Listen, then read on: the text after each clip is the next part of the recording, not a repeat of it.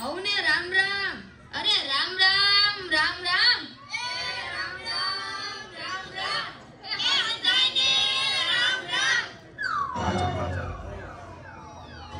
હું એલા રમલા હમણાં હું નવા જૂની છે. હા એ નવી આવતી નહીં અને જૂની જાતી નહીં. ઈ હાસુ હો તારું. એ બધાયને એમ જ હોય. ગઈકાલે મેં મારી પત્નીને ફોન કર્યો કે તને પિયર ગયા 10 દિવસ થઈ ગયા, તું તો મને યાદ જ નથી કરતી. મારી પત્ની કે હોતું હશે એવું કાંઈ? મને ચારે બાજુ તમે જ દેખાવ છો. તુવેરની દાળમાં, ચોખાના દાણામાં, ઘઉંના લોટમાં. સાલું મને તો આંચકો લાગ્યો. હું ધણી છું કે ધનેડું? એ હા ભાઈ હા, એ કાગડા બધે કાળા જ હોય. એ તારી વાત એકદમ હાચી હો ભાઈ. એ બીજી એક વાત કહું. એકવાર હું મારા હાહરે ગયો. સાસુમાએ 8 દિવસ સુધી પાલકની ભાજી ખવડાવી. એ 9મા દિવસે પૂછ્યું, એ જમાઈલાલ હું બનાવું? પછી તો મેં કહી દીધું, ખેતર બતાવી દો, એ હું જાતે ચરી લઈશ. ખરેખરી કઈ તે તો. અરે હું હમણાં મારી પત્ની સાથે શાક માર્કેટમાં ગયો કે ઈ મને કહે 2 કિલો વટાણા લાવ. મેં કીધું લઈ લે. એમાં હું પૂછવાનું હોય? તો મને ઈ કે પૂછવું તો પડે ને. આ વટાણા ફોલવાના તો તમારે જ છે ને. ઓ કરો વાત. અરે બાયોની ક્યાં માંડો છો? આજકાલની પડજાઓ પણ જુઓ ની. મારી ટિંડોળના હાથમાં મોબાઈલ આવ્યો એટલે બસ પતી ગયું, સમજી ગયું. આપણી સાથે વાત કરતા હોય અને કોકનો ફોન આવે એટલે હાલવા જ માંડે. એલા આપણે કાઈ ખેતરના ઉભેલા ઝાડિયા છીએ? એને મન તો આપણે એવા જ હોય. એને તો મોબાઈલ આવ્યો એટલે કરલો દુનિયા મુઠ્ઠી મેં. ધીરુભાઈ અંબાણી જોઈ લ્યો. એમાંય આ જીઓ આવ્યો ત્યારથી છોકરાઓ તો આપણો જીવ લઈ ગયા છે. અરે એનું નામ જીઓ નહીં પણ મરો એવું રાખવું જોઈતું તું. એ મોબાઈલ આવ્યો એટલે કેમેરો ગયો. એ મોબાઈલ આવ્યો એટલે ઘડિયાળ ગઈ. એ મોબાઈલ આવ્યો એટલે બેટરી ગઈ. મોબાઈલ આવ્યો એટલે ટપાલ ગઈ. મોબાઈલ આવ્યો એટલે કોમ્પ્યુટર ગયું. મોબાઈલ આવ્યો એટલે નિરાત ગઈ. અને એમાંય જો આપણો મોબાઈલ આપણી ઘરવાળીના હાથમાં આવ્યો તો આપણે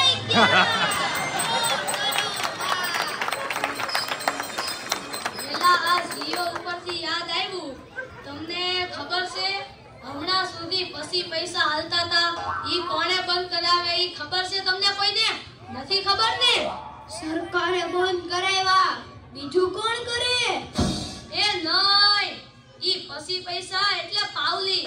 ઈ પાવલી આ જીઓ વાળા મુકેશ અંબાણીએ બંધ કરાવી. એ કેવી રીતે?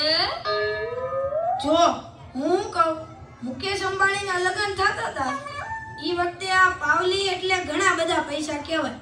તે ગોળ મારે ઘડીએ ને ઘડીએ કીધા કરે, પાણીની ચમચી ભરો ને મૂકો પાવલી. ગણપતિ પૂજન કરાવે ને કે મૂકો પાવલી.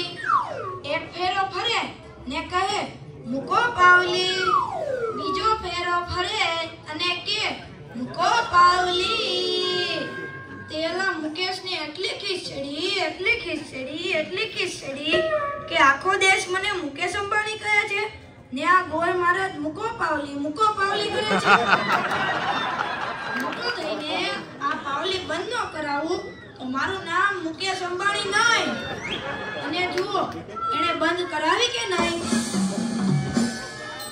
અને ઈ મોબાઈલના કારણે છોકરા કાઈ બગડ્યા છે. જાણે મોબાઈલ જ એનો બાપ ને એની માં નો હોય.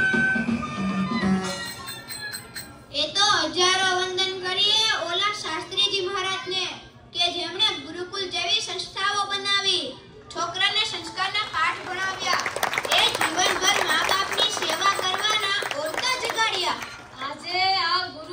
છોકરાઓ ભણી ગણીને મોટા થયા તોય પોતાના સંસ્કારને નથી ભૂલ્યા, મા બાપને નથી ભૂલ્યા હો. અને આપણા છોકરાની તો વાત જ ના થાય હો. એ વરાસા મોકલો હોય તો તાબીએ જઈને બેઠો હોય, અવેડાના ડાટા કાઢી નાખે એવા હોય. કાલે મેં ઓયલા પહલાને કીધું કે તારો છોકરો પથ્થરના ઘા કરે છે, કોઈને વાગી જશે. પહલો મને કે ઈ મારો છોકરો નહીં, ઈ તો મારો ભાણિયો છે. મારો છોકરો તો તારા મૂઠમાં પાણી ભરે જો. એ લાટા પાટા શણગાર કરીને સ્કૂલે મોકલો હોય ને ઘરે આવે ત્યારે પલળેલ કાગડા જેવો થઈ ગયો. મારા ટીનિયાને સાહેબે પૂછ્યું કે 15 ફળના નામ બોલ.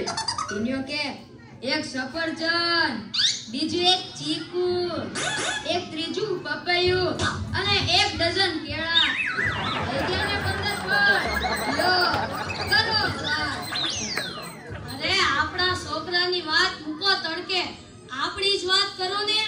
ઘરે છોકરાનો જન્મ થાય એટલે એની માં કે નાક તો મારા જેવું છે, બાપો કે એની આંખો મારા જેવી છે, કાકો કે એના વાળ મારા જેવા છે હો, મામો કે હાસ્ય મારા જેવું છે. એ છોકરો મોટો થઈને જ્યારે ના કરવાનું કરે ત્યારે બધાય કે ખબર નહીં આ હરામખોર કોના જેવો છે.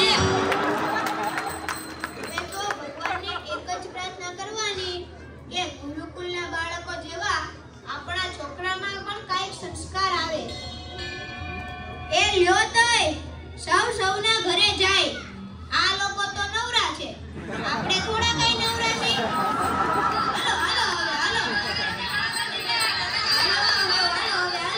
હાલો ઘરે હાલો, વહુના ઘરે હાલો, નીકળો.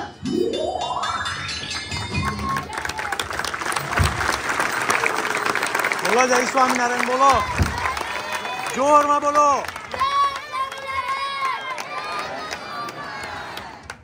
ખૂબ ખૂબ ધન્યવાદ.